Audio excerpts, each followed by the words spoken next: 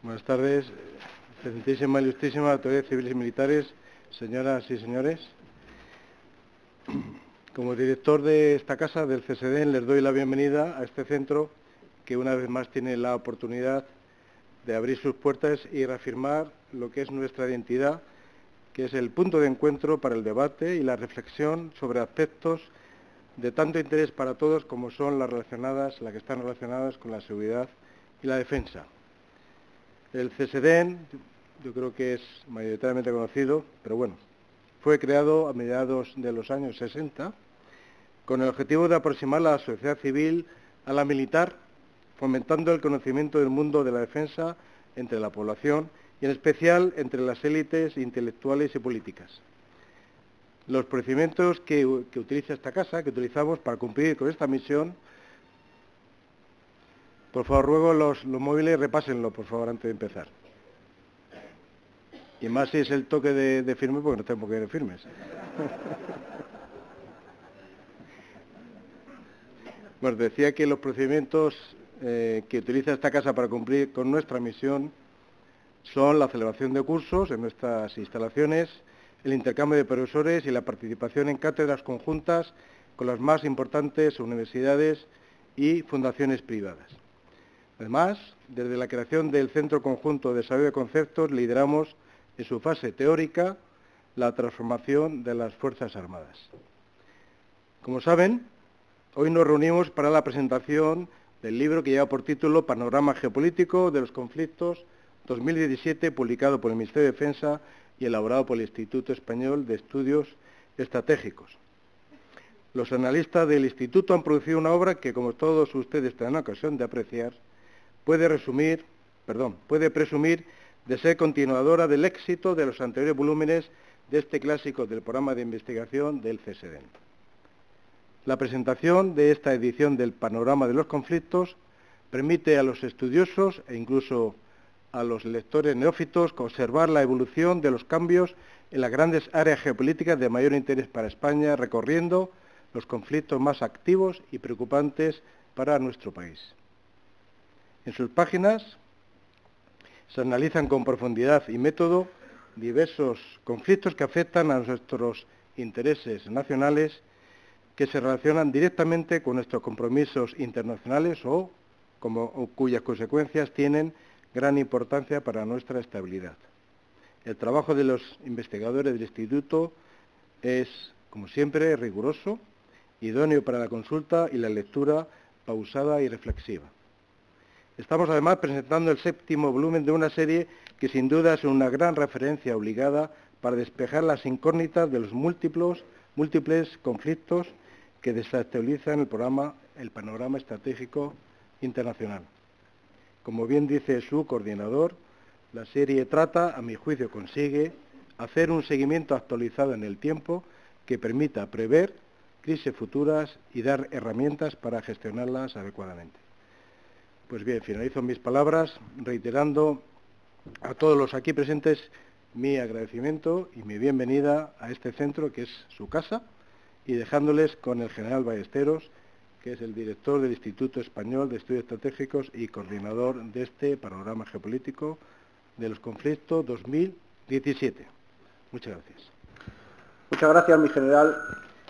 Muy brevemente, solo 2 palabras para agradecer a Ignacio Zembrero, de todos conocido, el que haya aceptado hacer de maestro de ceremonias en esta presentación de un nuevo libro del Panorama Geopolítico de los Conflictos, en este caso el de 2017.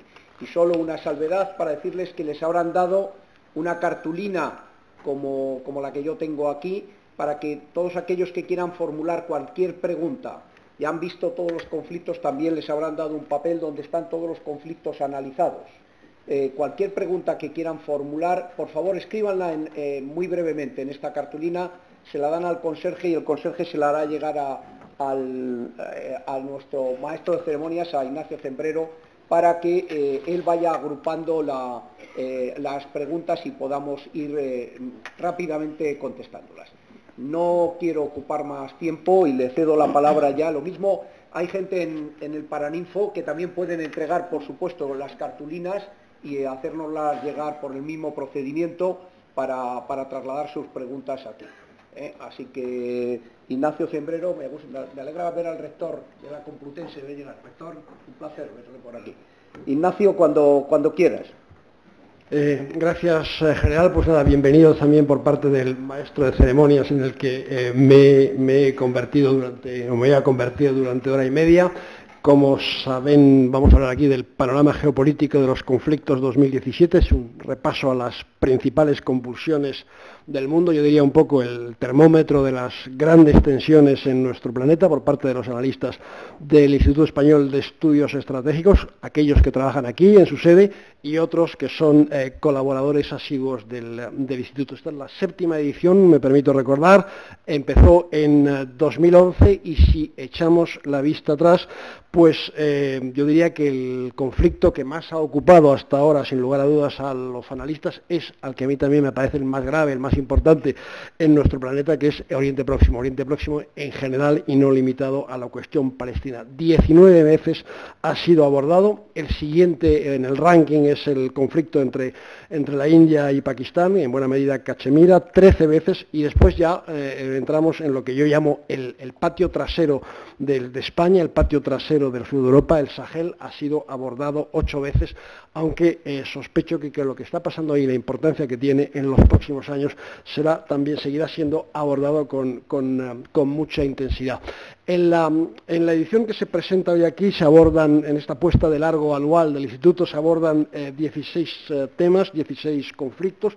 La mayoría de sus autores, creo que 12, si no me he equivocado al contar, están aquí dispuestos a someterse a un tercer grado por mi parte y también por las preguntas que pueden formular ustedes, que puede formular el público. Saben lo de las tarjetas porque el general Ballesteros, lo de los tarjetones con las preguntas, el general Ballesteros lo ha explicado. Yo añado simplemente con una letra clara, para que el moderador las pueda leer con facilidad, que no requiera lupa.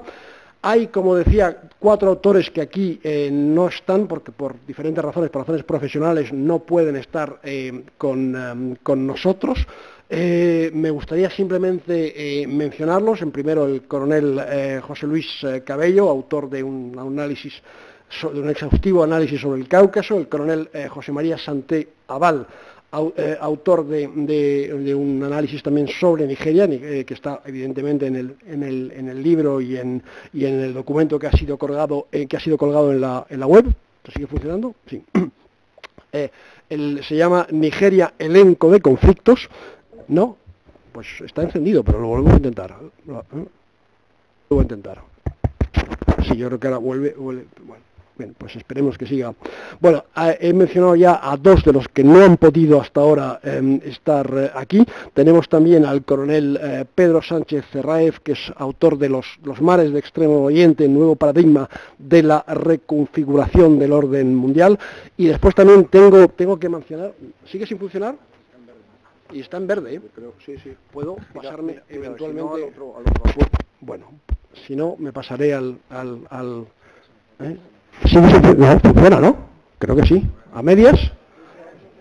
Bueno, lo sigo intentando y si no, a la siguiente ya me paso a la otra, a la extrema izquierda de la sala. Bueno, y al cuarto que iba sí, ahora sí funciona. Al cuarto que iba a mencionar, tengo además que poner especial énfasis en él, es el teniente coronel Jesús Díez, autor de un trabajo sobre Mali. Y pongo especialmente en él, no solamente porque su trabajo sea bueno, porque lo es como el de todos los analistas, sino porque forma parte de la familia y cuando me vea en YouTube, que no le menciono con especial énfasis, se va a enfadar. Así que para que no tenga consecuencias, pues pongo especial énfasis en este último trabajo sobre Mali. Bueno, creo que conviene que acabe aquí, hay que predicar con el ejemplo, hay mucha gente que va a tomar la palabra, muchos analistas y espero que público también a través de los tarjetones que va a tomar la palabra, así que creo que ya es hora de empezar y empezamos, si les parece bien, con el teniente coronel Márquez de la Rubia, que ha escrito un análisis largo sobre Corea del Norte y la presidencia de Estados Unidos. Y mi pregunta es muy sencillita. ¿Son reales las capacidades balísticas nucleares del régimen norcoreano o todo esto es de cartón piedra y no hay de verdad motivos para asustarse? Buenas tardes a todos. Buenas tardes a todos y gracias, Ignacio, por la pregunta. Una pregunta que no tiene fácil contestación y seguramente no tiene una contestación exacta en estos momentos. El contenido del capítulo que se refiere a Corea habla evidentemente de este tema y las fuentes a las cuales nos referimos son siempre fuentes que son institutos de investigación, la mayoría de ellos surcoreanos, es la fuente principal de información sobre Corea del Norte, y algunos think tanks e institutos de investigación americanos. Todos ellos coinciden en que lo que sí que es un hecho es que el programa armamentístico y de capacidades balísticas norcoreano a lo largo del año 2017 se ha incrementado excepcionalmente, que sus progresos son espectaculares y que parece que, de acuerdo a los resultados de los últimos lanzamientos de misiles balísticos, estaría cerca de conseguir sus objetivos. Sus objetivos que no tienen por qué ser tener la capacidad absoluta de alcanzar el territorio continental norteamericano, que parece que eso es lo que la prensa muchas veces relata, sino que el objetivo estaría más bien tener la capacidad disuasoria suficiente o mostrar al mundo y concretamente a los Estados Unidos y a los aliados de que su capacidad nuclear, balística, de dañar al territorio americano es suficiente como para que el objetivo último del régimen, que no es otro que la supervivencia, esté claramente establecido. Porque yo creo que esa es la base o el kit de toda la cuestión. El régimen norcoreano está haciendo lo que cree que es necesario y conveniente para sobrevivir el régimen y la élite del régimen, y para ello hará lo que haga falta hacer. Su vía para demostrar estas capacidades ha sido incrementar exponencialmente las capacidades, la potencialidad bélica de su programa balístico, también del programa nuclear, un desarrollo importante a lo largo de 2017, una única prueba nuclear, pero con una potencia de más de 140 kilotones, es decir, que ya estamos hablando en términos realmente importantes, y por tanto yo creo que sí que tenemos que pensar que es un programa serio, que es un programa dañino, y que más allá de las capacidades que está mostrando, realmente el arma nuclear en manos de un régimen que no responde a los parámetros nacionales o a los parámetros de debidos balances en cuanto a los poderes del Estado, pues realmente es un tema muy preocupante. Muchas gracias. ¿Cuántas preguntas más me gustaría hacer sobre Corea del Norte, país que tuve la ocasión de visitar? Pero ya toca el turno del siguiente orador, que es, si no me equivoco, que lo tengo por aquí.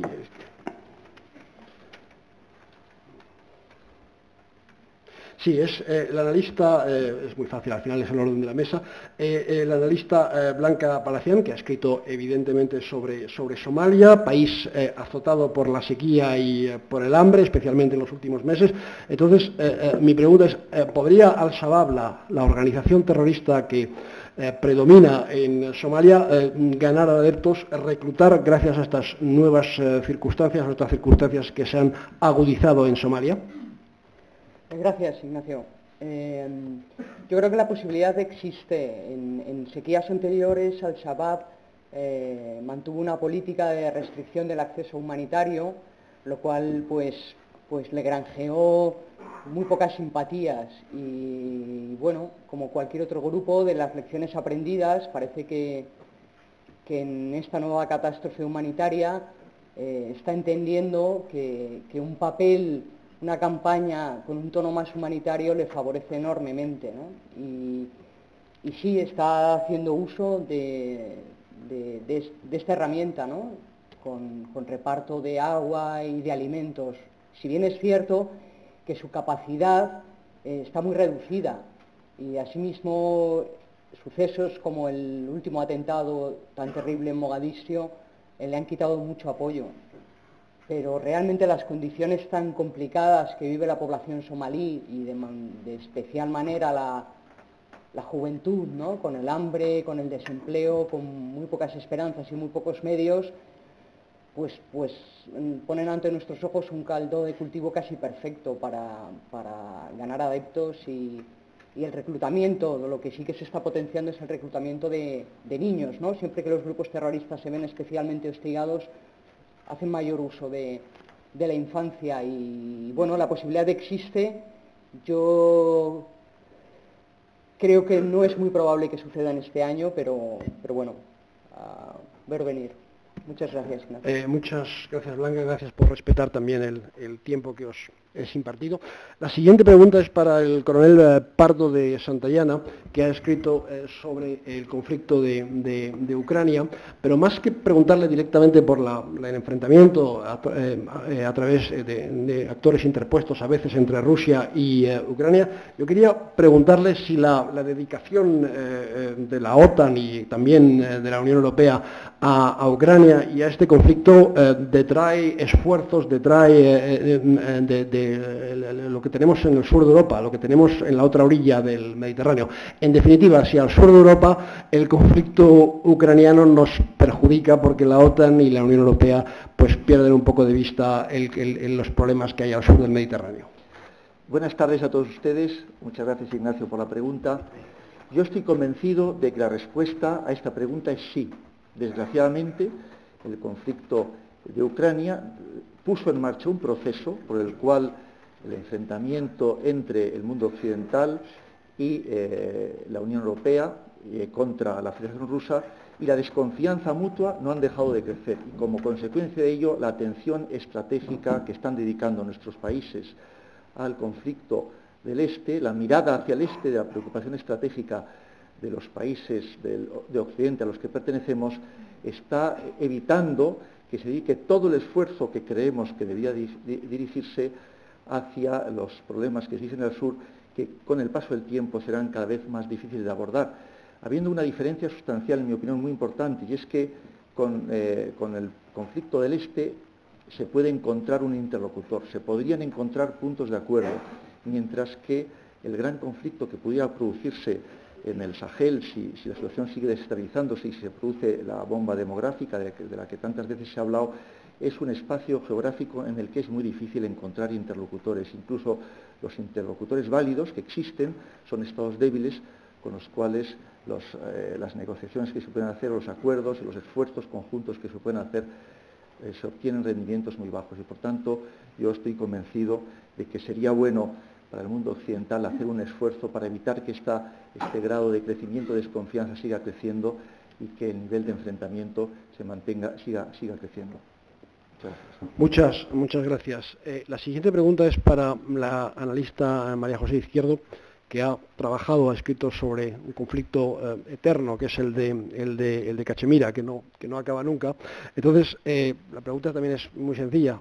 ¿Cómo es posible que lleve, ya sé que no es el único conflicto en el mundo, pero es uno de los que más se alargan, cómo es posible que lleve tanto tiempo sin resolverse? Gracias. Buenas tardes. Bueno, es uno de los conflictos más antiguos y, bueno, la explicación es complicada, pero a la vez sencilla, quiero decir.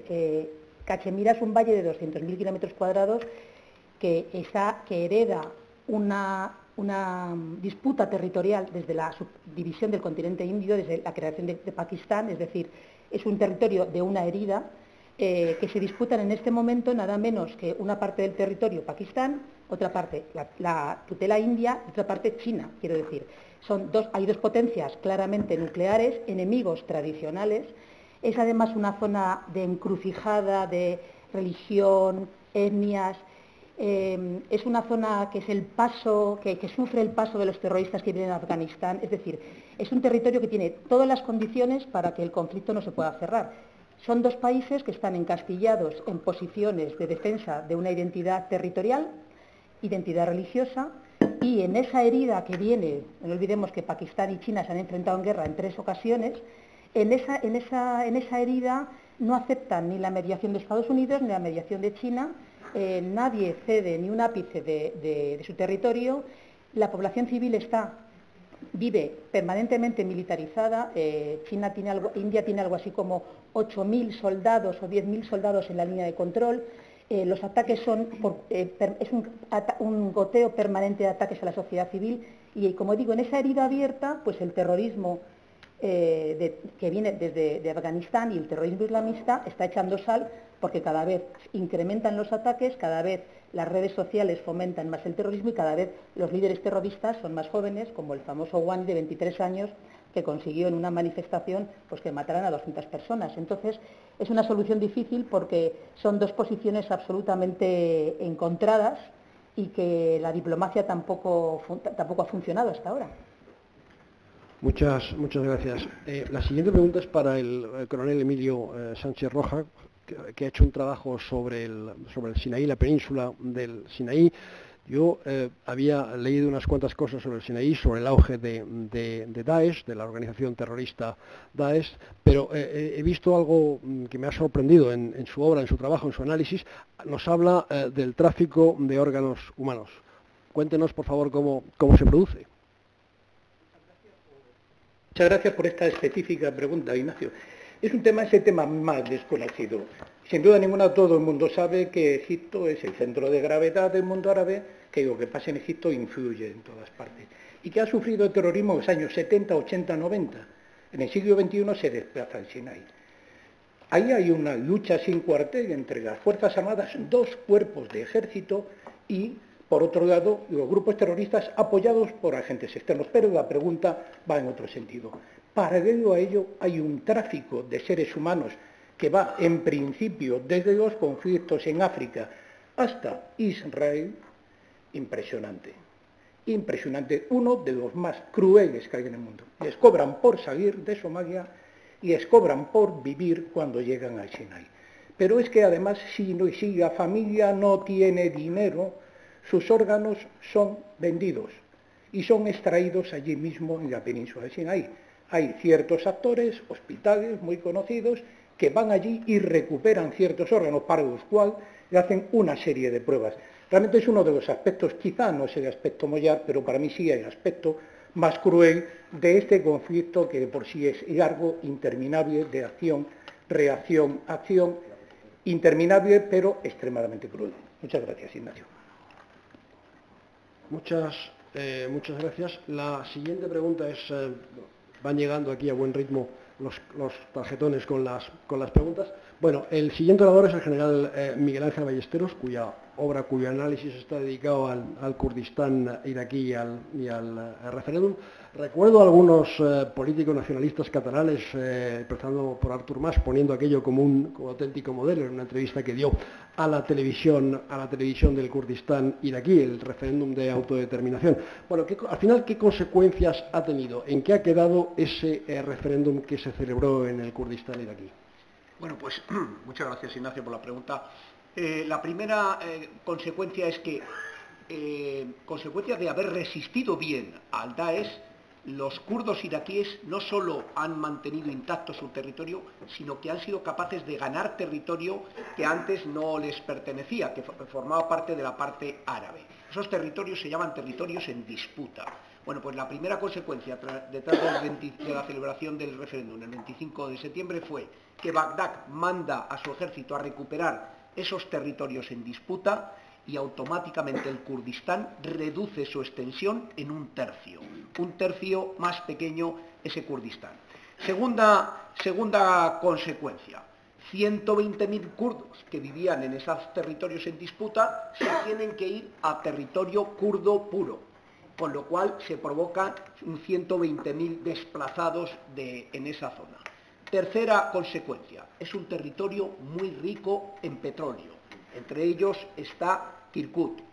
Y esos recursos, ese petróleo es vital para que pueda sobrevivir el Kurdistán iraquí. Sin ese petróleo es muy difícil que pueda sobrevivir como país independiente.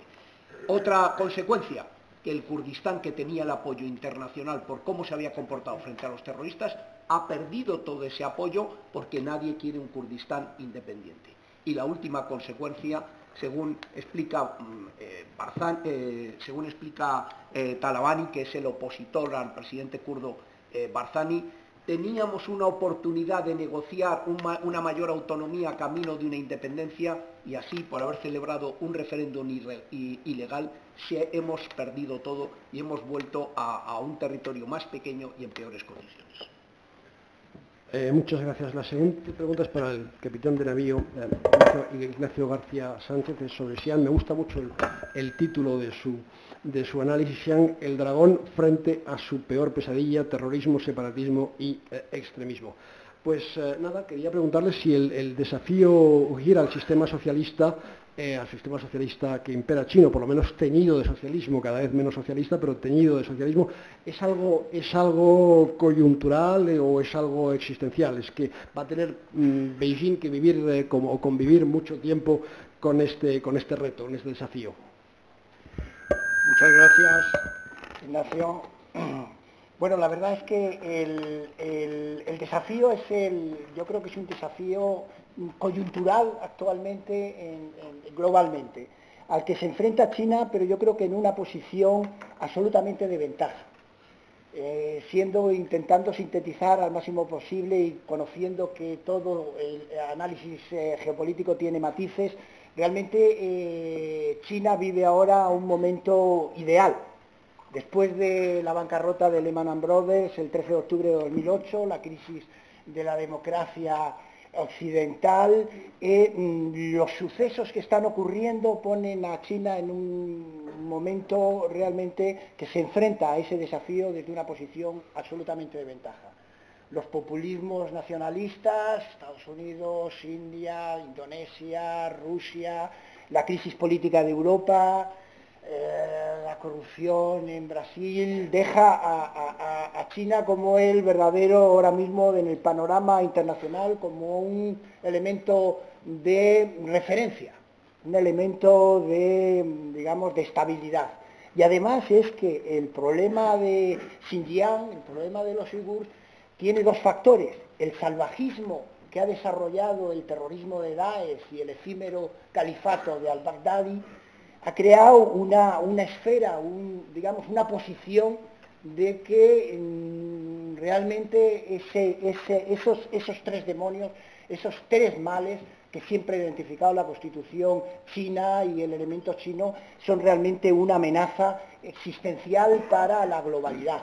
Pero es que además Turquía, porque no hay que recordar que la etnia uigur es turcomana, es que la deriva autoritaria de Tayyip Erdogan, después del golpe de Estado, las consecuencias del conflicto de Siria, ha creado también un factor internacional de, digamos, no de rechazo, pero sí de contención a una política realmente que se aparta de los parámetros un poco más de valores europeos. En esa posición, ahora mismo, además, más todavía, recientemente, el fin de semana pasado, se han desplazado muchos de los actores que antiguamente estaban atacando o estaban utilizando el conflicto sirio de la OTAN, del Resolute Support, y han atacado al movimiento islámico del Turquestán Oriental. Con lo cual, ahora mismo, esa amenaza, esos tres demonios que se enfrenta China, podemos decir que están en una posición, China ahora mismo y el Partido Comunista chino se encuentran en una posición absolutamente de ventaja. Muchas gracias y gracias también por respetar el tiempo que os es impartido. La siguiente pregunta es para la analista María Luisa Pastor, que ha escrito un trabajo titulado México en la encrucijada, 10 años de guerra contra el narcotráfico. Y la pregunta está directamente inspirada del título. ¿Por qué está México en la encrucijada? Hay ahora varios caminos y las autoridades deben optar. ¿Perdón, las autoridades? No, digo, ¿por qué está México en la encrucijada? Hay varios caminos y hay que elegir qué camino seguir. Yo me lo voy a contar porque... Vamos a ver, México tiene el gran valor de estar en toda la ruta de la droga. Los Estados Unidos son el mayor consumidor de droga, Sudamérica es el mayor productor. Entonces, hacia arriba está todo el tráfico de droga, hacia abajo está todo el tráfico de armas. Entonces, desde todo ese tráfico de armas lo que ha hecho ha sido pues, crear sociedades muy violentas. Unas sociedades que está comprobado que siempre los asesinatos, la mayoría son siempre por arma de fuego, siempre.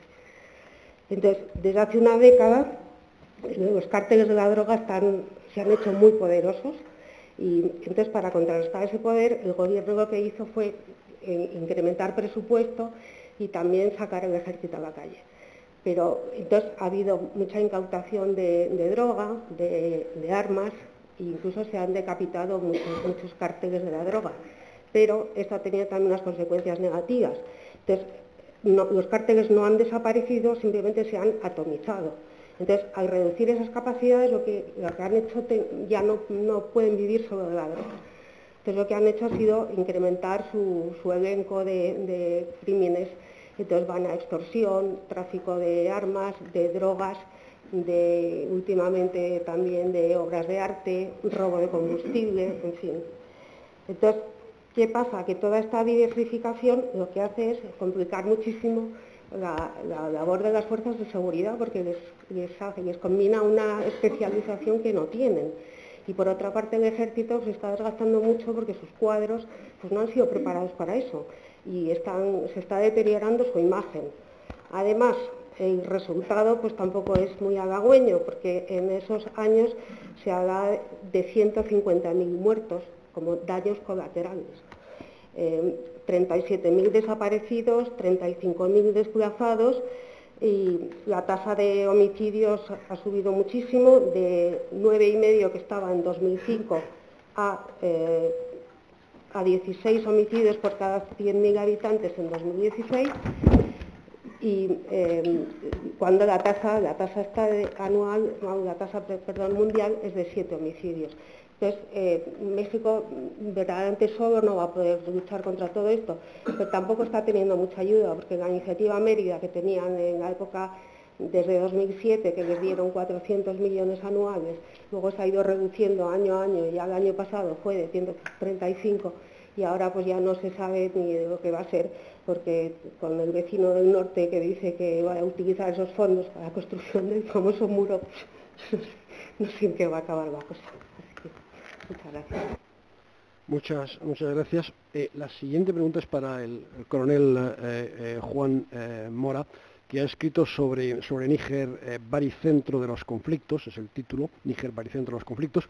Y ya que no está el teniente coronel Díez, yo le quería pedir que ampliara un poco el foco más allá de Níger, pero siempre centrándonos en el Sahel, un poco el patio trasero para España o para el sur de Europa, y que nos haga un poco, que nos mida un poco la influencia de todos estos conflictos, que nos los ordene de más a menos o de menos a más por su influencia y su impacto. Muchas gracias. Gracias, Ignacio. Buenas tardes. El Sahel, ¿por qué es importante para España, ¿no? Yo creo que es la primera pregunta que nos tenemos que hacer, porque incluso en este libro de Panorama Geopolítico de los Conflictos tenemos dos capítulos dedicados, uno a Mali y otro a Níger, luego que le da un cierto protagonismo a todo lo que es el Sahel. Tenemos que pensar que nuestra seguridad, la seguridad de España, depende de la seguridad de nuestros vecinos, es decir, de la seguridad de Marruecos, de Argelia, Túnez, y su seguridad, la seguridad de sus países, depende de la seguridad de sus vecinos, que son Mauritania, Mali, Níger, Chad. Luego, por eso estamos allí también. A mí me gustaría que se queden con una idea del tema del Sahel. El Sahel es una tormenta perfecta. Serán todos los males habido y por haber. Está rodeado de conflictos. Por el sur está, en la zona del norte de Nigeria, sur de Níger, por ejemplo, tenemos a Boko Haram, con todo el tema del lago Chad, que es una gran crisis también allí. Tenemos también el tema del conflicto en Mali, con los tuareg. Al norte tenemos a Libia, que se va poco a poco bajando todo el Estado Islámico. Ya está comprobado y demostrado que han entrado en Níger. Todo eso se va calentando. Es el paso de todos los tráficos ilegales que quieran ustedes imaginarse, porque son fronteras porosas, hay falta de gobernanza, todo el Sahel está realmente, pues yo digo, es una tormenta perfecta de todos los males. Pero hay uno que quiero que se convenzan ustedes, que es el verdadero, en el futuro próximo, que es un poco, estamos aquí de estudio estratégico, en el futuro próximo es el tema de la demografía. La demografía en el Sahel es explosiva. En Níger hay 7,4 niños por mujer. Y no se espera que baje mucho. Entonces, cada 20 años doblan la población, pues doblan la población. Bueno, ya son 4 veces. Doblan la población. Estamos en tiempo de descuento, no pasa nada. Bueno, vamos a ver, ¿sí? ¿No? Sí. Bueno, doblan la población.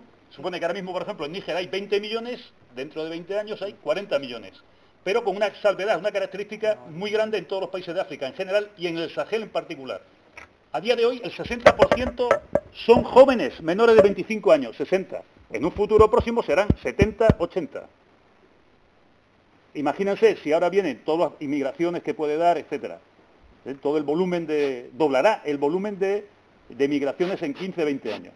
Eso es un dato importante, que aunque, si bien está estudiado que las migraciones suelen ser internas dentro de países de África, pero como bien conocemos, se dan también hacia el norte, hacia ese polo de atracción que es Europa, ¿no?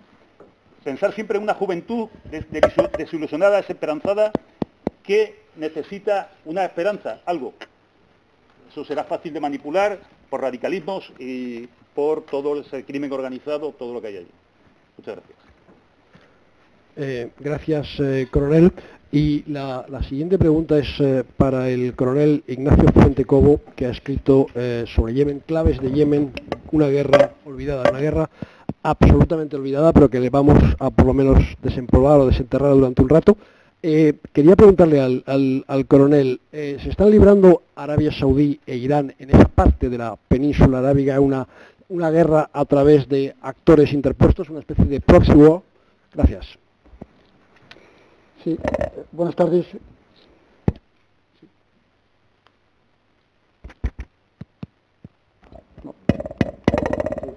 Sí.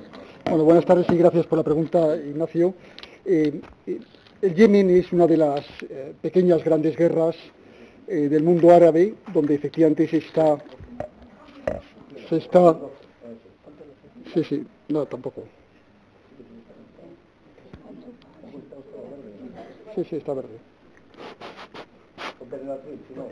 Bueno. Nada.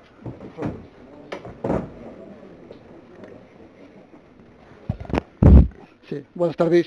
Decía que el Yemen es una de esas pequeñas grandes guerras del mundo árabe donde se está jugando el futuro del Islam. No es el único sitio, también está Oriente Medio, Norte de África, Afganistán, etcétera, ¿no? Pero Yemen es uno de esos sitios. El problema es que en Occidente tenemos muy poco conocimiento sobre esta guerra y la consideramos una guerra olvidada, pero tiene todos los parámetros de las guerras árabes. Se está jugando en tres niveles. En un nivel que es regional, dos potencias regionales que compiten por la hegemonía en el mundo del Islam, que es Arabia Saudí por parte de los suníes y Irán por parte de los chiíes, y lo están jugando en Yemen, entre otros escenarios. Se está jugando también a nivel local, en una guerra civil entre dos facciones religiosas, una facción chií de los hutíes y una facción suní apoyada por una coalición de 10 países árabes. Y luego se está jugando también en el campo del yihadismo internacional, donde una facción muy poderosa, una franquicia muy poderosa del mundo de Al-Qaeda, que es Al-Qaeda en la península arábiga, está luchando contra todos y además contra sus adversarios en los últimos tiempos, que son los restos del llamado Estado Islámico o Daesh. Este es el entorno en el que se está desarrollando esta guerra, en un sitio estratégicamente muy importante, como es la boca de entrada al Mar Rojo a través del estrecho de Bab el-Mandeb, punto crítico para el paso de los hidrocarburos hacia Occidente, y además en un lugar también estratégico, en la bota el talón de Aquiles de la península arábiga, en la retaguardia de Arabia Saudí. Por tanto, el resultado de esta guerra tendrá una influencia decisiva sobre el resultado de las guerras en el mundo del Islam. Muchas gracias. La última pregunta, el último orador es el coronel Francisco Berenguer, que pasó largos años en esta casa y que ha vuelto hoy para contarnos brevemente algo de su análisis, que está dedicado a Irak. Irak tras la recuperación de Mosul, la gran ciudad del norte de Irak, que estuvo durante cerca de 2 años en manos de la organización terrorista Daesh. Yo de nuevo quería ampliar un poquito el foco. Cuando se apaga un fuego, por lo menos cuando se mitiga, y estoy pensando evidentemente en Irak, se enciende otro en esta zona de Oriente Próximo y Asia Central, y da la impresión de que al mismo tiempo, digamos, que la situación mejoraba, sin ser ni muchísimo menos perfecta, en Irak, empeoraba en Afganistán. ¿Es así? ¿Qué está pasando en Afganistán para que se escriba que la situación está empeorando? Sí, buenas tardes y muchas gracias. Pues sí, yo creo que fuimos un poquito optimistas de más a la hora de decidir no incluir el capítulo de Afganistán en el programa, porque efectivamente la situación está empeorando de forma bastante rápida. Por otra parte, era previsible. Un fin, digamos, de la presencia masiva de tropas internacionales que se debió, no nos engañemos, más al hastío que al convencimiento pleno de que la situación estaba en un sentido positivo, a un gobierno con un sistema dual acordado, pero que no termina de funcionar como debiera, lo cual es un factor decisivo. Y pues nos estamos acercando de nuevo a una situación muy conocida, no solamente en Afganistán, sino en otros escenarios y en otros tiempos, donde se consigue controlar de forma aceptable las principales vías de comunicación entre las principales ciudades y se va perdiendo el control del mundo rural. Se estima entre el 50 y el 70%, los más pesimistas, el ámbito rural que hoy día, el total del país que controla de nuevo el régimen talibán, pero es que además, si se acuerdan, ha habido grandísimos atentados en las últimas fechas. Esto, a mi juicio, se debe a una pugna por una alta visibilidad por el intento del Estado Islámico, de Daesh, de penetrar en Afganistán. Ha sido neutralizado fundamentalmente por la propia insurgencia local, pero la insurgencia local, el movimiento talibán, tiene un grupo muy destacado, que en cierto modo es disidente, que es la, desgraciadamente, tristemente famosa Red Haqqani, que se especializó antaño con su anterior líder y con el actual también en llevar a cabo los atentados más sangrientos, más masivos, y se ha establecido durante un tiempo una cierta pugna entre ese intento de Daesh y la Red Haqqani por hacer los atentados tan brutales como el último con ambulancia bomba, que ya solo el término nos hace echar las manos a la cabeza. Y bueno, pues desgraciadamente creo que nos podemos contentar en abandonar utopías y considerar que el estado actual, en el cual no es una plataforma el país de exportación de terrorismo yihadista hacia el entorno y sobre todo hacia nuestras naciones, hacia Occidente, es una situación, digamos, aceptable, porque yo creo que a largo plazo poco más vamos a conseguir. Muchas gracias, coronel. Yo creo que no vamos a perder tiempo en aplausos, pero creo que francamente la mesa se merecería un aplauso porque se ha respetado escrupulosamente el tiempo, cosa que en este país no suele ser habitual. Pues nada, perdamos tiempo en aplausos.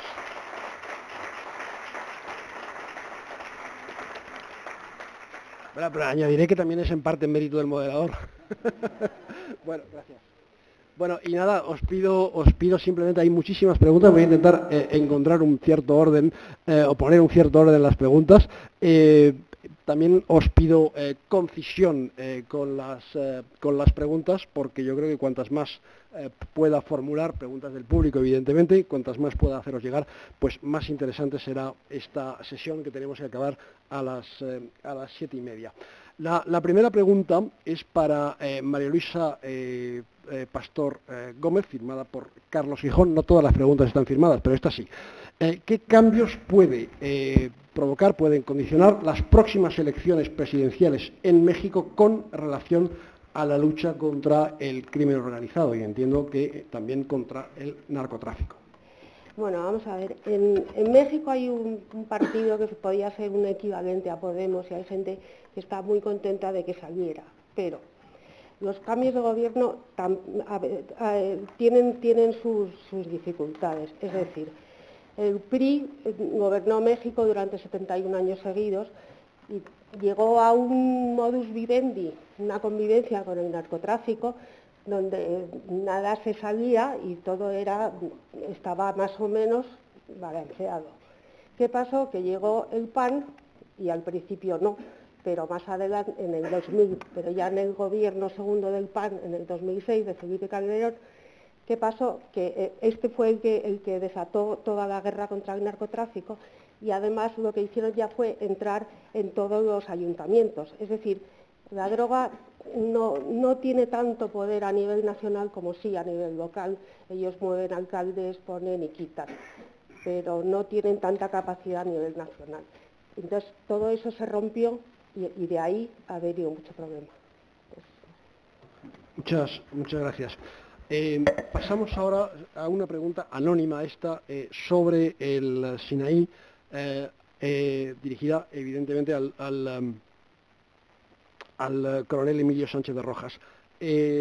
bueno, se va a convertir el Sinaí en una especie de asentamiento permanente de Daesh, al que también llamamos ISIS o Estado Islámico. Se corre ese riesgo en esa parte de Egipto, puesto que el ejército egipcio no logra... Esta siguiente pregunta, me imagino quién ha podido hacer, alguien que conoce muy bien Egipto, si no, no preguntaría así. Se puede convertir, se puede enquistar la guerra. De hecho, allí está enquistada en estos momentos, de tal forma que ahora mismo se considera como el escenario alternativo más probable para Daesh. No al mismo nivel que era Siria e Irak, pero sí como escenario alternativo. ¿Por qué se puede enquistar? Por varias razones. El primer factor es el factor fronterizo. Están en la frontera con la Franja de Gaza. Y hay un movimiento, un flujo continuo, no solamente de bienes y servicios, sino también de seres humanos y de terroristas. Por otro lado, las Fuerzas Armadas egipcias, a pesar de tener dos cuerpos de ejército en dos zonas determinadas, no ha sido capaz de terminarlo. Ha habido operaciones exitosas, pero detrás de cada operación ha habido otro nuevo atentados de un nivel de preparación importante. Y por último hay apoyos internacionales. Hay apoyos internacionales, claro, no es posible que se destruyan todos los vehículos prácticamente que están en una zona determinada y que 20 días después se haga un atentado donde todos los vehículos sean del año 2016-2017. Siempre se ha comentado, obviamente, Egipto pues se opuso y digamos el conflicto actual, aunque no nace exactamente, ya había nacido en el 2004-2005, pero se desarrolla después de la caída del presidente Mursi y con el acceso del presidente del general al-Sisi. Bueno, pues desde ese momento siempre ha contado con la oposición, por un lado, de Turquía, que ha apoyado de forma sistemática a hermanos musulmanes, y luego también con el apoyo de Qatar. El apoyo económico es esencial para el mantenimiento. ¿Va a estar toda la vida? No. ¿Va a ser un conflicto de larga duración? Estoy completamente convencido. Egipto, las autoridades egipcias, el ejército egipcio, está preparado para décadas, sino por lo menos al menos una década de conflicto. Y aún así, tampoco quedaría el problema completamente resuelto. Naturalmente, todo esto desde mi humilde opinión. Muchas gracias. Muchas gracias. Ahora una pregunta de una colega, vieja amiga, Georgina Higueras, sobre Corea y dirigida al teniente coronel Márquez. Como es periodista tiene una letra de difícil lectura como la mía, pero bueno, creo que lo he interpretado y nos pregunta, o le pregunta mejor dicho al teniente coronel, ¿qué le parece más posible, más probable? ¿Un acuerdo de paz entre Trump y el régimen norcoreano o una guerra nuclear pero en la península de Corea? Bueno, no sé si una guerra nuclear, pero desde luego sí que es preocupante e inquietante que el arma nuclear esté en manos de un régimen dictatorial, tiránico, del cual desconocemos casi todo, conocemos muy poco, no conocemos su estrategia nuclear y por tanto no sabemos cuáles son los contrapoderes que pueden existir a la hora de iniciar una confrontación de ese tipo. Tampoco conocemos, y es algo muy poco hablado, muy poco difundido, pues qué medidas de seguridad se tienen en torno al programa nuclear, y ese es un tema que también debería preocuparnos. No es por ser alarmista, pero de todos los conflictos de los que estamos hablando aquí en esta tarde, conflictos vivos todos ellos, este es el único que realmente mañana podría despertarnos afectándonos a todos. Y eso es por las razones que he dicho. Pero dicho esto, nadie quiere la guerra. Creo que evidentemente Estados Unidos no quiere la guerra. Ningún presidente americano podría tolerar un ataque directo sobre su territorio, aunque fuera una isla perdida en el Pacífico como la isla de Guam.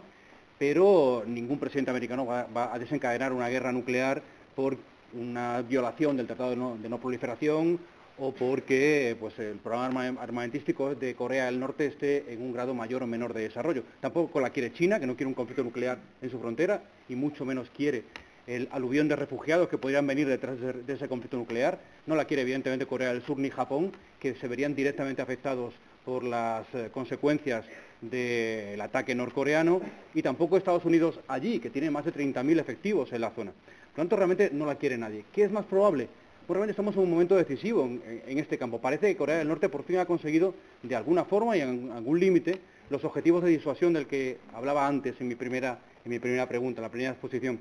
Y parece que está dispuesta a iniciar un nuevo periodo de detente, ¿no? De detente ahí con Corea del Sur, promoviendo a través de la nueva presidencia, el presidente Moon, este tipo de política muy asiática, a través del deporte, a través de acuerdos bilaterales, que de alguna forma dulcifiquen o relajen la tensión alcanzada en el año 2017. ¿De qué estamos más cerca? Pues parece que se inicia un periodo que a partir de ese momento podría ser fructífero y que Estados Unidos, en la sombra, también China y también Rusia, están apoyando de relajación de las relaciones que pueden llevar a cierto acuerdo de paz.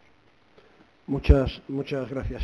Me llama la atención el gran número de preguntas dirigidas sobre el Kurdistán iraquí. Debe ser porque el general Ballesteros preside la mesa, pero hay una batería. Voy a intentar hacer un pequeño resumen. La primera es posible, yo creo que casi todas, pero no todas, son anónimas. ¿Es posible que veamos una intervención de Turquía en el Kurdistán iraquí como continuación de la ofensiva rama de Olivo? Y también si se puede decir que Estados Unidos está abandonando de nuevo a los kurdos que han sido o fueron sus aliados en Siria. Esta pregunta la hace Alfonso Baluz, periodista de la agencia EFE. Bueno, hay algunas más sobre el Kurdistán iraquí, acompañadas algunas también de críticas a Turquía. Y nada, yo creo que con esto más o menos hemos un poco resumido lo que se preguntaba sobre el Kurdistán. Así que como son varias preguntas, yo creo que el general puede extenderse más allá de los 3 minutos. Muchas gracias, Ignacio. No me des oportunidades, que ya sabes que yo no la desperdiciarás. Yo creo que si cortamos uno de los 2 micrófonos, a lo mejor no nos acoplamos. Muchas gracias. Bueno, muchas gracias a los que han formulado las preguntas. ¿Es posible una intervención de Turquía en el Kurdistán iraquí? Yo creo que en este momento no. Yo creo que Turquía bastante tiene con dedicarse, como se está dedicando, con la operación Rama de Olivo, al escudo al oeste del Éufrates, y tratar de controlar esa provincia, esa parte de Rojava, que es el Kurdistán sirio, y con eso se va a conformar. Por otro lado, no nos olvidemos que hasta hace poco más de un año Turquía ha estado apoyando a los kurdos iraquíes, con quienes llegó a firmar un acuerdo de explotación, de salida, de venta o de compraventa del petróleo kurdo iraquí, a espaldas del gobierno de al-Badik, del gobierno de Bagdad. Bien es verdad que en los acuerdos nacionales el 83% del petróleo que salga de cualquier parte del territorio iraquí tiene que revertir en Bagdad, y los kurdos ese 83% se lo daban, pero habían firmado un acuerdo bilateral casi de Estado a Estado, y eso lo estuvo jugando Erdogan, tonteando, podríamos decir, si se me permite la palabra, con la autoridad, con Barzani, con la autoridad del gobierno autónomo. Yo creo que con la finalidad fundamentalmente de fracturar a los kurdos. Desde luego, si viera en algún momento la posibilidad de que el Kurdistán se uniera buscando una independencia, estoy seguro que Turquía atacaría tanto en el Irak sirio como en el Kurdistán sirio como en el Kurdistán iraquí. Estados Unidos ha abandonado Estados Unidos a los, no sé si se ha ido. ¿Ha abandonado Estados Unidos a los kurdos? Bueno, cuando menos se ha frenado. Inicialmente, no solo Estados Unidos, también países europeos como Alemania, viendo que los kurdos eran los únicos que eran capaces de enfrentarse a Daesh, les proporcionaron ayuda militar, entrenamiento y armamento.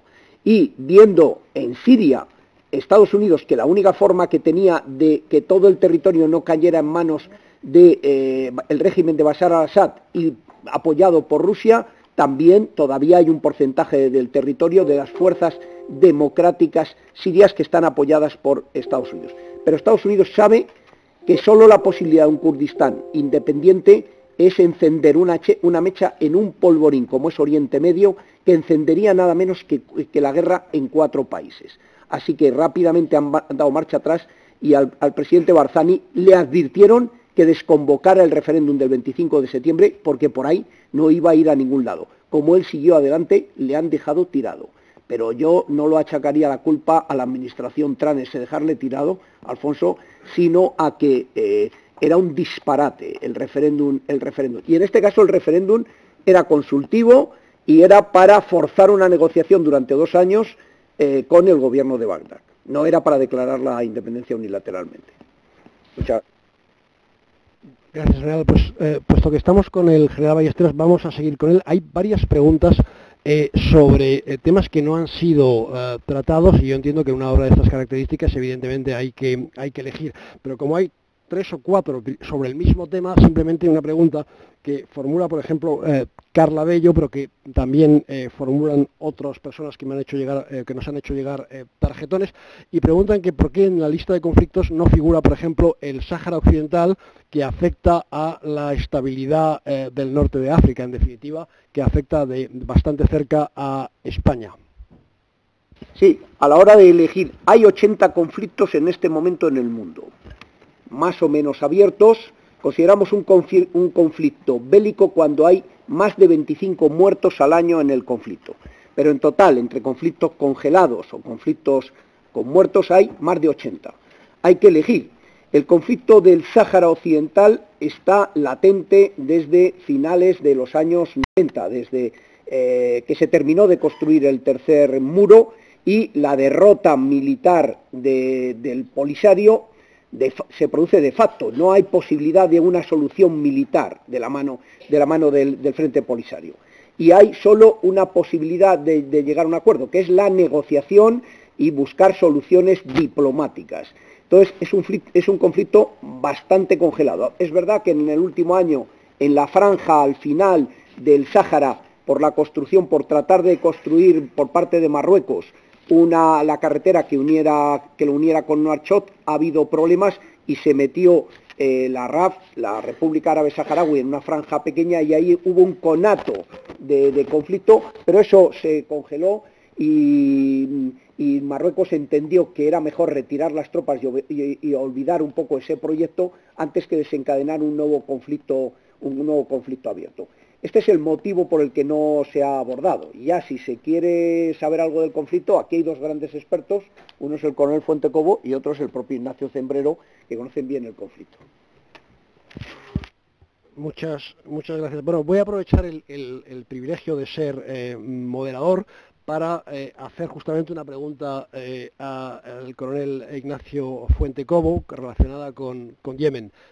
¿Tiene alguna posibilidad Arabia Saudí y sus aliados in situ de ganar esa guerra? Bueno, gracias por la pregunta y me encanta que me la hayas hecho, sobre todo si acierto, ¿no? Yo creo que no. Sí, no funciona. Yo creo que no. Que Arabia Saudí lleva 4 años en Yemen, desde la intervención en el año 2014, estamos en el 2018. Ellos pensaron que a través de una intervención militar rápida, desde el sur, desde el mar, a través de la ciudad de Adén, avanzando hacia el norte, podrían recuperar la capital, Sanaa, de una manera digna y en un tiempo breve, pero no es así, ¿no? Y el ejército de Arabia Saudí, que son 150.000 soldados y tiene más de 100 aviones, más los que aportan el resto o los otros 9 miembros de la coalición de países árabes, están estancados en una guerra, un conflicto que se les ha convertido en una especie de Vietnam en la bota de la península arábiga.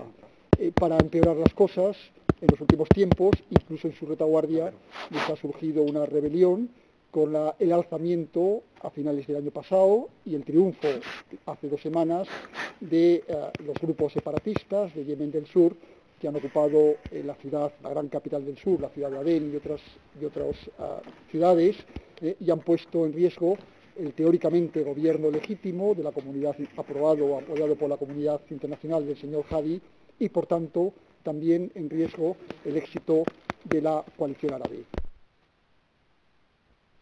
Tiene un interés muy importante en ganar la guerra. Sus aliados árabes de la península, sobre todo los Emiratos Árabes Unidos, apoyan de una manera muy firme a Arabia Saudí, también los otros socios.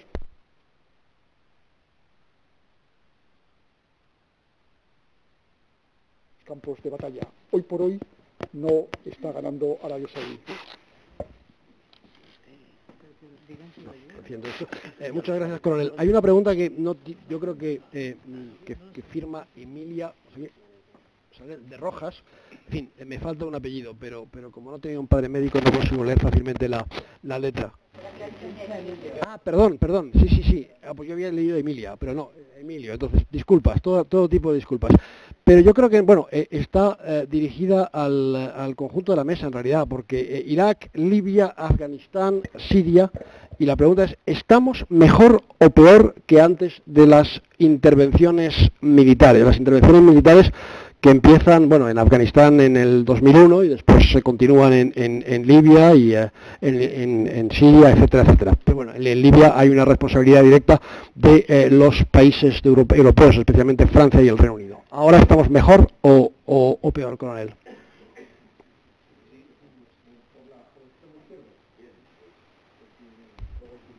Pues en parte, en lo que respecta al conflicto de Afganistán, pues se puede decir en otros. ¿Estamos mejor o peor? Estamos en una situación distinta. El general ha dicho hace un momento que a la hora de evaluar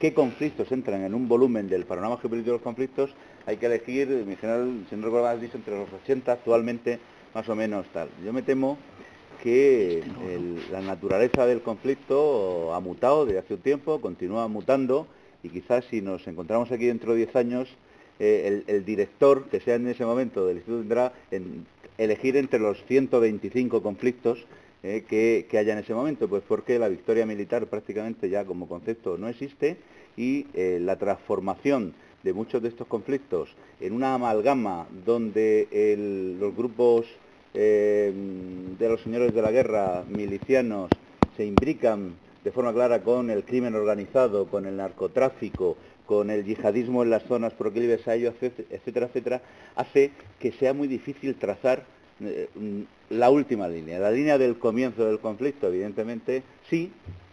La línea del final del conflicto, evidentemente, no. Debemos inhibirnos y debemos de negarnos el intentar limitar esos conflictos y que no sean una afectación directísima a nuestra seguridad, pues creo que evidentemente no. Y esa es la baza que tenemos y que tenemos que jugar. Pero me temo que la finalización de los conflictos es algo que corresponde al pasado. Muchas gracias. Hay una pregunta dirigida, aunque la persona que la firma, que no la firma nadie en realidad, pero bueno, reconoce que no está el autor, que es, aquí tenemos una sorpresa. Ya, bueno, bien, que se trata evidentemente del teniente coronel Jesús Díez, pero yo creo que el coronel Juan Mora podría contestarla. Está centrada sobre todo en Mali, pero bueno, yo creo que afecta un poco al conjunto del Sahel. Me gustaría saber su opinión sobre la idea de que se está produciendo una excesiva militarización del conjunto del Sahel, y no solo de Mali, ya que, según el teniente coronel Díez, alcalde, mantiene que la seguridad es esencial, pero sin gobernanza y sin desarrollo nunca se podrá superar la crisis que atraviesa el Sahel. Bien. Aunque no está aquí presente Jesús Díez, alcalde, como el tema del Sahel es vecino mío, del Níger y tal, pues me atrevo a contestar. Una cosa sí está clara, que el Sahel, militarización del Sahel. Piensen ustedes, Mali, extensión 2,5 veces a España, Fuerzas Armadas malienses, 8.500 soldados, para todo un espacio. O sea, la palabra militarización, y la Unión Europea tampoco ha metido allí tantos hombres, porque nuestra misión, que hay españoles allí, que ahora manda un general español, la MINUSMA, la misión de la Unión Europea, es de entrenamiento y no de fuerzas de choque y tal. Eso es importante. Sí es cierto que los franceses tienen Barkhane. Sí es cierto que los americanos Estados Unidos ha abierto una base de drones en Agadez y que poco a poco va habiendo más fuerzas, pero piensen en que extensiones enormes para que se hagan una idea de la palabra militarización. Sí es cierto que ese, vamos a llamarle mantra de no hay seguridad sin desarrollo y no hay desarrollo sin seguridad, que ya lo dijo Kofi Annan en septiembre de 2005, en una especie, digamos, del Estado del Mundo, en su discurso delante de la Asamblea General de Naciones Unidas, lo ha hecho suyo también la Unión Europea. Y la Unión Europea está lanzando y dando apoyos para precisamente buscar el desarrollo, porque ya comenté antes con el tema de la juventud, el tema del futuro, o sea que no a base de tiros, pero primero tendrá que ser la seguridad y luego será el desarrollo. ¿Que pueden ir en paralelo? Probablemente sí, pero primero tendrá que haber, para que las empresas inviertan, para que haya inversiones, para que se pueda realizar inversiones en la zona, tendrá que haber primero paz y tranquilidad y evitar ese tipo de atentados tan brutales como que, para que sepan que en Mali la MINUSMA, la Misión de Naciones Unidas, es la más sangrienta de toda la historia de Naciones Unidas. Están continuamente muriendo cascos azules. O sea que sí, desarrollo, de militarización, eso ha sido un artículo que ha salido hace poco, además, quiero recordar que era en El País, pero, bueno, militarización, sí, pero es que hace falta. Bueno, muchas gracias. Con vuestro permiso, vamos de nuevo a salirnos un poquito del guión. Antes preguntaba por el Sáhara, también hay otras preguntas del público recurrentes sobre otro tema, y estoy seguro que alguno de vosotros responderá encantado a ellas, pero veo que hay inquietud y, por tanto, aunque no esté en el libro, creo que merece la pena hacer por lo menos intentar dar una breve respuesta. Esta pregunta es sobre la fórmula, por ejemplo, María Luisa Fernández Hernández, hay un par más que van en la misma dirección, sobre el cambio climático. El cambio climático que va a generar escasez de alimentos, hambruna, grandes migraciones, sospecha ella, y no solo, porque hay mucha gente que ha escrito y trabaja sobre el tema, y que esto evidentemente pone en riesgo la seguridad de Occidente, pone en riesgo la seguridad de Europa. ¿Es así? ¿Tenemos que temer las consecuencias del cambio climático sobre nuestra seguridad? Bueno. Enfriamiento, sí, pero es que hay alguna pregunta que habla del cambio climático, entonces he intentado hacer una pequeña síntesis. Venga, enfriamiento global. Bueno,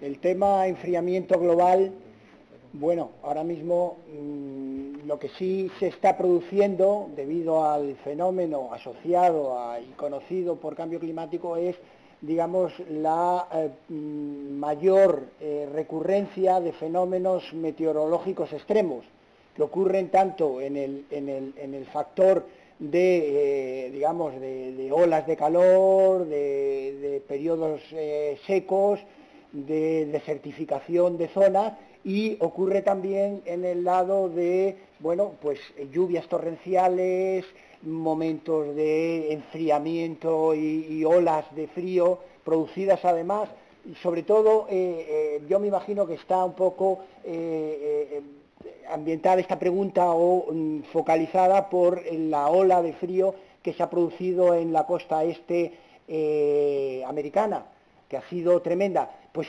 hay un elemento fundamental del que desconocemos muchas cosas. Y además yo recuerdo aquí una presentación del anterior embajador ruso cuando hablábamos del Ártico en un seminario con Canadá y España que hacíamos en el instituto, que hablaba que el Ártico era como el laboratorio del clima, de la meteorología, que era como una especie donde se juntaban y donde, bueno, la corriente del Golfo, elementos que, digamos, estabilizan el clima con todas sus variabilidades, pues se generaban en el Ártico. Y el Ártico está cambiando. El Ártico se está deshelando, el Ártico está cambiando radicalmente. ¿Qué va a ocurrir? Pues puede ocurrir desde que termine la corriente del Golfo, con lo cual habrá un enfriamiento global, porque Europa no disfrutará de ese clima templado que hasta deja siempre abiertas las costas de Noruega, llegando hasta la zona de Arcángel, a la zona digamos, a la península de Kola ruso. Toda esa zona que estamos disfrutando, y nosotros a lo mejor sufrimos el frío, el clima que ahora mismo tiene o que sufre Canadá en su extremo noroccidental, que es muy parecido en latitud. ¿Qué está pasando en el Ártico? Pues eso los científicos, eso es, la Unión Europea está haciendo un esfuerzo tremendo porque se cree realmente y porque se establezca una capacidad internacional de investigación científica a ver qué va a pasar. Pero realmente esas olas de frío que se están produciendo sobre todo en la costa este norteamericana vienen de los cambios que se están produciendo en el Ártico, en ese deshielo, en ese calentamiento de la parte superficial y del enfriamiento de abajo. Realmente es un elemento del que desconocemos mucho y que va a producir cambios dramáticos. Permítame que le añada que le invito a leer un libro que está en imprenta ahora sobre la lucha contra el cambio climático, un libro que vamos a editar, que saldrá en los próximos días. al final ha sido la oportunidad de hablar de una segunda obra que va a publicar en breve el Instituto, aparte de la que hoy se presenta aquí. Hay varias preguntas para el coronel Pardo de Santayana sobre Ucrania. Y bueno, una recurrente, yo diría, ¿existe algún tipo de solución militar, por ejemplo, al conflicto de Ucrania? Bueno, pues Ucrania ha sido el problema. Todo ha empezado en Ucrania. Sería muy fácil rebobinar y decir, lo mejor habría sido evitar que se hubiera producido la guerra, como en su momento decía Kissinger, cuando decía Ucrania debía haber servido de puente en la relación entre Rusia y Occidente y no de bastión de uno frente al otro. Pero esto ya ha ocurrido y es un hecho. Y es un hecho que está contaminando y va a seguir contaminando las relaciones entre la Federación Rusa y Occidente, y fundamentalmente porque para la Federación Rusa es una cuestión estratégica vital y no va a transigir, no va a permitir que Ucrania se incorpore a la Unión Europea o se incorpore a la OTAN, y va a hacer todo lo posible para mantener el país desestabilizado. No obstante, si se quisiera, y a mí me parece que es deseable, que las relaciones entre Occidente y la Federación Rusa al menos dejen de crecer en su enfrentamiento y la desconfianza, y se tomen algún tipo de medidas de confianza, el tema de Ucrania tendrá que abordarse teniendo en cuenta que no se va a resolver desde luego de la noche a la mañana, que quedarán muchísimos temas pendientes y habrá que usar un grado muy alto de pragmatismo para buscar soluciones intermedias que permitan que de alguna forma poco a poco el enfrentamiento se vaya enfriando y encontrar un acomodo para Ucrania y también, lógicamente, para su población, que es la víctima de este conflicto. Muchas gracias. Una pregunta otra vez de un colega, de Álvaro Navarro Sotillos, de The Objective, dirigida a María José Izquierdo. ¿Qué planteamiento mantiene la OTAN sobre la resolución del contencioso en Cachemira? ¿Hay algún enfoque de las potencias occidentales sobre este conflicto? Bueno, la Unión Europea en principio se inhibe, únicamente ha anunciado, digo un poco repasando las instituciones, ha enviado una delegación el año pasado comercial que dijo que haría un estudio, que investigaría sobre todo con la población cachemir, que piden un referéndum, y de las conclusiones de ese estudio no se han hecho públicas.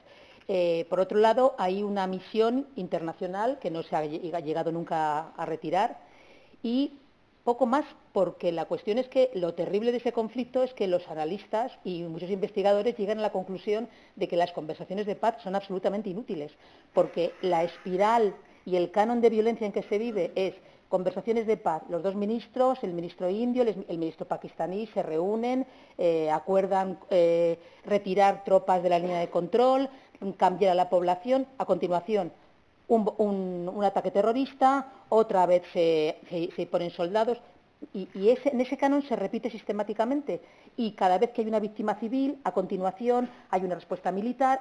Ese canon, además, puede saltar, el ambiente está tan crispado que salta por cualquier cosa. O sea, el último ataque más famoso fue el ataque de Uri, cuando atacaron a soldados indios, pero se da la paradoja, como es un cruce cultural, de que en el paso de Cachemira está uno de los monasterios de peregrinación tradicionales de India. Bueno, pues cada vez que van los peregrinos indios a pasar por ahí, que es una tradición milenaria, los activistas musulmanes protestan, les pegan. A continuación interviene la policía, muertos. Ese es el canon en que se vive. Ninguna organización parece tener solución. Y yo, la única cosa esperanzada y quizá un poco ilusa que se me ocurre es que quizá el eje comercial, el corredor comercial que va a abrir China, que atraviesa, que va hasta el puerto de Gwadar en Pakistán, que pasa por el territorio pakistaní, por la zona que tutela Pakistán, pueda hacer que de repente se quede congelado el conflicto diplomático y la activación económica pueda tranquilizar un poco la zona. Pero es un canon repetido constantemente. Además, es que si siguen la prensa, verán que el número de muertos nunca alcanza cifras astronómicas, pero alcanza una crueldad. Los soldados del ataque de Uri que aparecen decapitados, los civiles que utilizan como cuerpos que los ponen como barreras humanas con los autobuses. es un goteo de 25, 45, 55 muertos semanales. Y no, la verdad es que no hay muchas esperanzas de que ninguno de esos dos países renuncie a sus límites territoriales. Muchas gracias. Hay un par de preguntas sobre el mismo tema que voy a también tratar de sintetizar. Yo creo que, bueno, es un poco también para el conjunto de la mesa o para aquellos que consideren que deben responderla. Preguntan por si Europa puede apostar por África, por una África estable, para tener una mayor autonomía o independencia energética como alternativa fundamentalmente a Rusia. Supongo que se refieren sobre todo al gas. Si un África estable se podría incrementar su papel como proveedor energético de Europa en detrimento de Rusia. Bueno, en principio yo creo que cuando ahora mismo se piensa en la alternativa al gas ruso, se está pensando más en el gas natural licuado que en que el gas venga de África.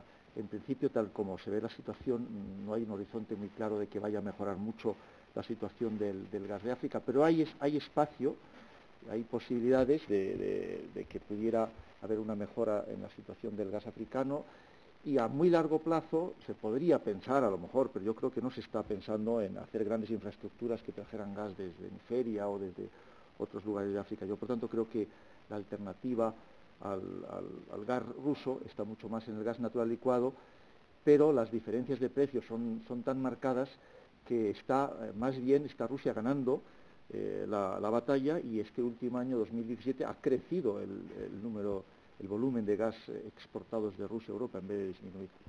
Gracias, el coronel Berenguer quería añadir algo. Pues solamente un segundito, decir que con el tema de la energía muchas veces, si miramos a un plazo relativamente breve, evidentemente nos preocupamos con razón de la evolución de los proveedores de gas, de petróleo y tal, pero tenemos que estar convencidos, esto está muy ligado a la pregunta que había sobre el tema de fenómenos climatológicos extremos y demás. Cuando hablamos hoy día de energía y miramos a un plazo medio y largo, tenemos que pensar en el fin de la era de quemar combustibles fósiles de forma ineludible. Y como consecuencia de eso estamos hablando fundamentalmente del ámbito de la investigación en materia energética, para conseguir técnicamente cuestiones que todavía impiden que abandonemos con mayor celeridad la quema de combustibles fósiles, como es el caso, por ejemplo, de la incapacidad todavía en nuestros días de almacenar cantidades ingentes de energía eléctrica cuando las energías alternativas sobreproducen respecto al consumo, el hecho de ideológicamente autoconvencernos de que una energía de respaldo para las energías alternativas, que hoy día solamente puede ser, a mi juicio, un cierto número de centrales nucleares en cada nación, sigue siendo imprescindible. Entonces, claro que nos preocupa el movimiento del gas, del petróleo, etcétera, etcétera. Y a mí, como autor de la materia, el primero. Pero debemos de ser capaz de levantar un poco el punto de mira y orientar más hacia el tema de la investigación, por decirlo de algún modo, casi desproporcionada, descarada, hacia un ámbito energético diferente que contribuirá a solucionar muchos de los problemas actuales, porque la tradicional explotación de las fuentes de combustible fósil lleva también unos riesgos de carácter geopolítico manifiestos, que estas energías nuevas, alternativas, desarrolladas plenamente, yo creo que disminuirán de forma bastante apreciable. Muchas gracias. Creo que volvemos de nuevo con el coronel Francisco Berenguer. Bueno, nos hablan de la reconquista de Mosul, o de la liberación de Mosul, del valle del Nínive, pero ¿se va a implicar ahora, a partir de ahora, la comunidad internacional en la reconstrucción de esos países, especialmente en Irak? Bueno, yo diría que en gran medida es nuestra especialidad, implicarnos en la reconstrucción a través de organismos internacionales, a través de empresas y tal. Nos solemos implicar mucho más en la reconstrucción de lo que nos implicamos en intentar limitar o parar esos conflictos en un principio. Quizá lo uno sea producto de otro. No cabe duda, pero evidentemente lo primero que tenemos que llegar es alcanzar una situación de estabilidad. El general Ballesteros ha ha relatado hace unos pocos minutos cómo el conflicto, incluso con actores diferentes a Daesh, no está cerrado en Irak ni mucho menos, y debemos de alcanzar una cierta estabilidad. Esto es un fenómeno que yo creo que aquí se va a repetir respecto a otros países, pero a gran escala. Tras el inmenso empoderamiento de la comunidad kurda y de las milicias chiíes para la resolución positiva de la guerra convencional en Irak, la insurgencia es otra cosa, a ver quién le pone el cascabel al gato y consigue, digamos, desarmar y volver a un control pleno del gobierno de Bagdad sobre esos territorios. Por tanto, la implicación, por supuesto que será, y será fuerte, pero cuando las condiciones lo permitan. Muchas gracias. Yo creo que ya es la última pregunta. Me atrevo a dirigirla al coronel Pardo de Santayana, pero nos vamos a salir un poco de Ucrania, aunque permaneceremos, si le parece bien, en la antigua Unión Soviética. Y preguntan, ¿tiene la Georgia alguna posibilidad de acabar librándose de la influencia rusa y de seguir adelante con una hoja de ruta de acercamiento, de aproximación a Occidente y a la Unión Europea? La aproximación a Georgia y a Ucrania, que se produjo en el año 2008 por parte de la OTAN, fue la que empezó realmente el problema de falta de entendimiento que ha llevado a la actualidad a la situación de enfrentamiento en tanto entre la OTAN europea como Rusia, y la realidad es que Rusia hará todo lo posible para evitarlo. Yo creo que es importante a la hora de ver la forma de actuar de Rusia, que Rusia tiene una estrategia claramente defensiva y se siente muy claramente en inferioridad con el mundo occidental.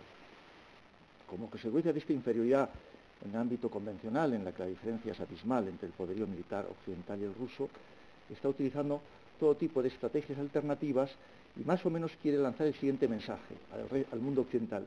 Miren ustedes, contra Rusia se vive peor. Y por tanto, el mensaje ruso que quiere entenderse con Occidente es: hay una serie de líneas rojas que para mí son imposibles de aceptar, pero si nos entendemos en ese terreno, y uno de ellos es precisamente no seguir extendiéndose o expandiéndose por el Cáucaso, podríamos mejorar nuestras relaciones. Muchas gracias. Y gracias al conjunto de la mesa por haber respetado escrupulosamente los tiempos. No hay como hablar en una institución militar para cumplir con los tiempos. Gracias también al público. Ahora paso la palabra al general Ballesteros. Me disculpo con todos aquellos, primero, cuya pregunta no ha sido formulada. Más de la mitad de las preguntas se han quedado en el tintero, mejor dicho, en mi bolsillo derecho, que es donde las he puesto. Esto, de verdad, hay otros a los que he intentado sintetizar su pregunta, porque en el mismo tarjetón habían puesto 3 o 4 preguntas y las he mezclado con las preguntas que formulaban otras personas para intentar hacer una pequeña síntesis e intentar así obtener el mayor número de respuestas. Y si alguien considera que su pregunta ha sido deformada por el moderador, pues pido disculpas, y de nuevo a la mesa muchas gracias por haber cumplido con los tiempos. Sí.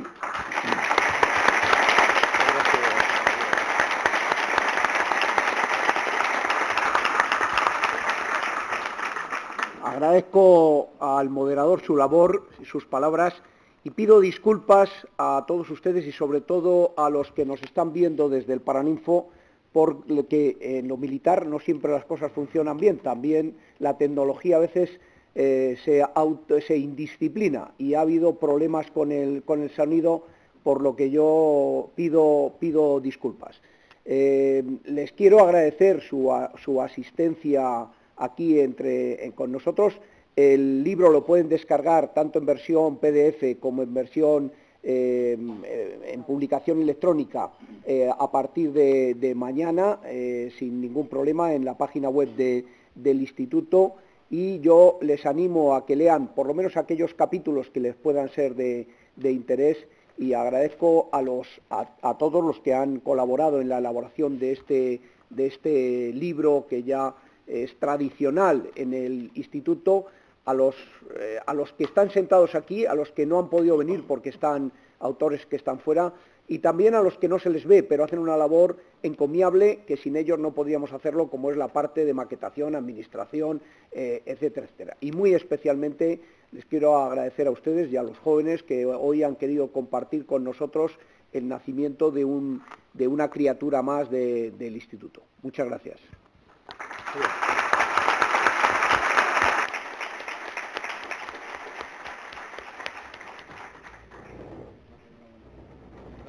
Que le hacía falta a un acto como este.